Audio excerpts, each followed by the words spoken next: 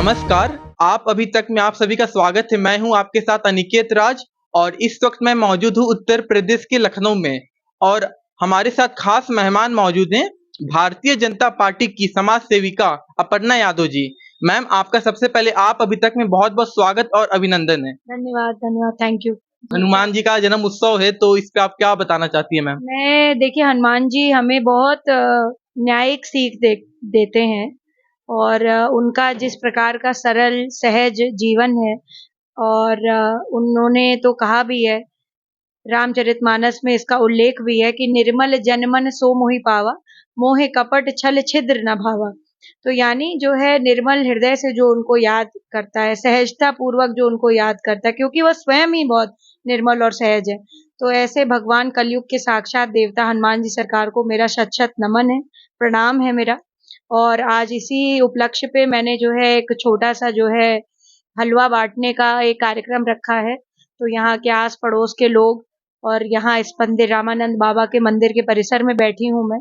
तो मैं यहाँ पर सबको जो है भगवान की महिमा के अनुरूप जो है एक सुंदरकांड का पाठ कर रहे हैं हम लोग यहाँ पे, क्योंकि मैंने गाया भी है सुंदरकांड। तो जो है जरूर सुने, यूट्यूब पे अपर्णा यादव लिखें, सुंदरकांड लिखें और जो है वो आ जाएगा। तो आप लोग जरूर सुने जब समय मिले आपको। और हनुमान जी को याद करने से बहुत अच्छा रहता है जीवन में। सारी जो आपकी परेशानियां हैं, आपकी दिक्कतें हैं, तो मुझे लगता है हनुमान जी को याद करने से कुछ कमी तो आती है उनमें। जी। मैम, कहते हैं कि हनुमान जी को याद करते हैं और जो भी मन्नत मांगते हैं वो पूरा हो जाता है। यही कहते हैं कि देखिए, हम लोग लक्ष्मणपुरी यानी लखनऊ में हैं और लक्ष्मण जी तो ये कह के भी गए, जो संजीवनी लेके आए तो वो हनुमान जी ही थे। तो डेफिनेटली हम लोग नागों की भूमि पर हैं, लक्ष्मणपुरी में हैं। तो हमारे लिए तो यह बहुत ही ज्यादा बड़ी बात है कि यहाँ हनुमान जी का बहुत बड़ा जो है कह सकते हैं इतिहास भी है और वर्तमान दोनों है।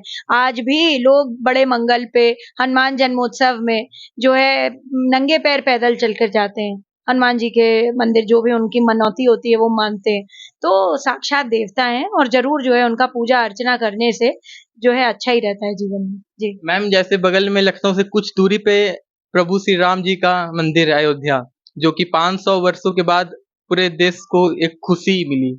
तो इस पे आप क्या बताना चाहती हैं मैम? मुझे तो बहुत खुशी है। देखिए, 500 वर्षों का यह इतिहास गवाह है कि रामलला जो है टाट में थे और भारतीय जनता पार्टी के विशेष संकल्पों द्वारा इस पुण्य भूमि भारत, जो कालेजी संस्कृति है हमारी, जो मृत्युंजय संस्कृति है हमारी, यहाँ संतों की भूमि कहते हैं इस भारत को। इतना उनका संघर्ष रहा है कि रामलला को फाइनली जो है एक मंदिर प्राण प्रतिष्ठा करी गई उनकी भव्य 22 जनवरी को। तो हमारे लिए यह तो बहुत ही बड़ा पुण्य का जो है एक तीर्थ है और जरूर लोग अयोध्या जाएं। वहां पे हमारी भारत का संस्कार, हमारी भारत का आत्मा, सब कुछ राम है। तो राम हमारे आदर्श भी हैं, सब कुछ है।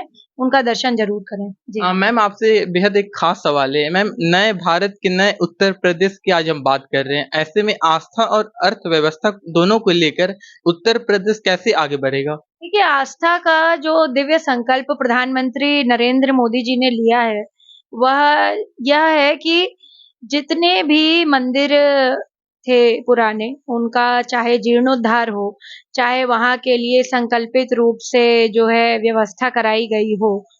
और जो भी मंदिर, जैसे काशी में महादेव का मंदिर जीर्णोद्धार हुआ, कितना खूबसूरत, कितना सुंदर, कितना भव्य बन गया। राम मंदिर इतने सालों सदियों की प्रतीक्षा थी लोगों की, तो उसका भी जो है बना और बहुत भव्य बना। ऐसा नहीं कि छोटा-मोटा मंदिर बना करके खाना पूर्ति करी गई। और मैं तो कहूँगी कि मुसलमान समुदाय के लिए भी प्रधानमंत्री जी सोच रहे हैं। भारतीय जनता पार्टी सिर्फ ये नहीं कि सिर्फ हिंदुओं के लिए, मुसलमानों के लिए भी सबसे बड़ी मस्जिद अगर बन रही है, तो प्रधानमंत्री जी द्वारा ही बन रही है और वो भी अयोध्या में बन रही है। इतनी बड़ी मस्जिद पूरे हिंदुस्तान में नहीं होगी। तो यह सर्वधर्म के लिए, एक हित के लिए प्रधानमंत्री जी का दिव्य संकल्प है। और जहां, क्योंकि भारत जो है, मैंने पहले भी कहा, संतों की भूमि रही है, यह भूमि धर्म की भूमि रही है, यह भूमि ऐसी रही है जहां पे कालजयी संस्कृति रही है। कितने आक्रांता आए, कितने लोगों ने हमारी संस्कृति को खराब करने का प्रयास किया, कितने लोगों का खराब करने का काम किया, परंतु उनका खराब नहीं हुआ। वह लोग जीते और यह संस्कृति, यह सनातन की वजह से जीते। तो इसको प्रोटेक्ट करने के लिए प्रधानमंत्री जी ने जो मंदिरों का निर्माण कराया है, जो जीर्णोद्धार का काम करा है, वह बहुत ही भव्य करा है, बहुत ही अद्भुत कराया है और उससे डेफिनेटली इकोनॉमी बूस्ट होगी। जब भक्त दर्शन करने आएगा तो भक्तों को रहने का भी जगह चाहिए, उनको खाने पीने की भी जगह चाहिए, उनको ऐसी जगह भी चाहिए जहाँ से वो जो है भगवान के निमित्त फूल, पुष्प हैं, गंध है, चंदन है, मालाएं हैं, यह सब चढ़ाते हैं जो हमारे यहाँ, वह सब भी लेंगे ही लेंगे। तो एक इकोनॉमी को तो बूस्ट मिलेगा ही। और सबसे बड़ी बात है, मुझे लगता है वैश्विक सनातन परंपरा के तरीके से जो है, जो हमारा प्राचीन तरीका था, उसके तहत हम जो है इको टूरिज्म के साथ साथ we are promoting temple tourism also, we are promoting religious tourism also. तो that is a very big thing. ये इंडिया को बहुत ही ज्यादा जो है ग्लोबल मैप पे शोकेस करेगा, क्योंकि महादेव के फॉलोअर्स, श्री हरि विष्णु के फॉलोअर्स, हनुमान जी के फॉलोअर्स पूरे वर्ल्ड में हैं अब। तो ये होगा, बहुत अच्छा होगा। मैम जैसे कि देश में लोकतंत्र का महापर्व चुनाव 2024 की शुरुआत अब हो चुकी है और पहले चरण में मतदाता जाके मतदान कर चुके हैं। तो उत्तर प्रदेश में 80 सीट है मैम लोकसभा के लिए, लोकसभा चुनाव में। तो इस बार क्या लगता है मैम? देखिए, मैं समझती हूँ कि बहुत ही अच्छा रहेगा चुनाव का कार्यक्रम, और चुनाव में जितने भी लोग हैं, जितने भी मैं समझती हूँ कि भारत का जो वोटर है वो बहुत ही ज्यादा जो है समझदार है, और कहते हैं जनता जनार्दन का रूप होती है, और जनार्दन हमारे यहाँ सनातन में श्री हरि विष्णु को कहा गया है। तो जितनी भी गतिमति है हमारे यहाँ, वह भगवान विष्णु ही देते हैं। तो जनता अपना सोच समझ करके मतदान दे। मैं सबसे आग्रह करूंगी कि लोकसभा के इस पर्व में अपना मतदान जरूर दें। और मेरे हिसाब से यह भारत सरकार ने कह रखा है, पर मैं अपर्णा यादव आप सभी से यह गुजारिश करती हूँ या आपसे प्रार्थना करती हूँ करबद्ध कि नोटा मत दबाएं।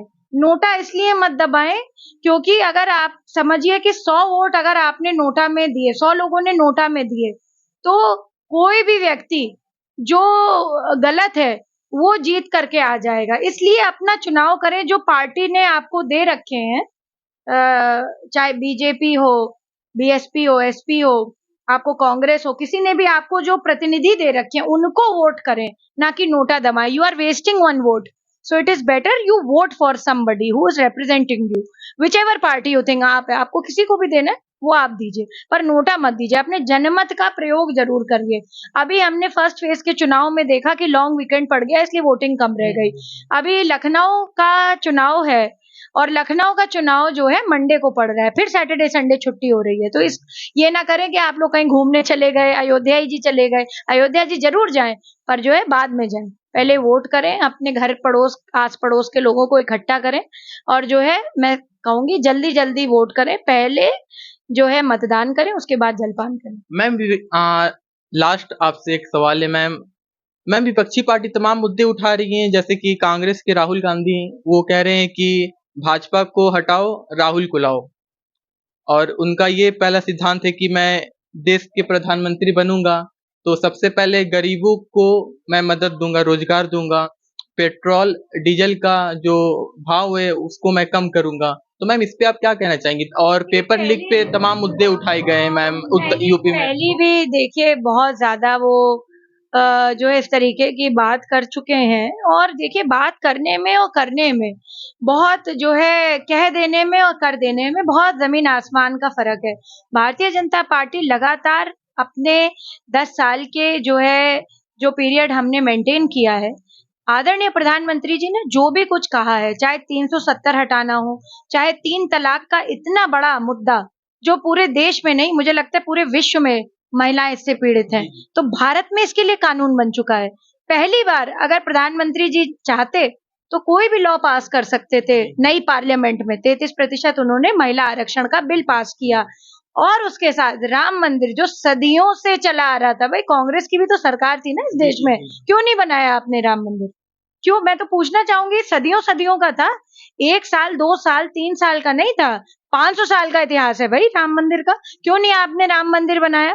क्योंकि यह लोग सिर्फ चुनाव में बुलाना चाहते थे, हिंदू मुसलमान कराना चाहते थे, राइट्स कराना चाहते थे, या पुलिस व्यवस्था को भंग करना चाहते थे, या लॉ एंड ऑर्डर की सिचुएशन खराब करना चाहते थे।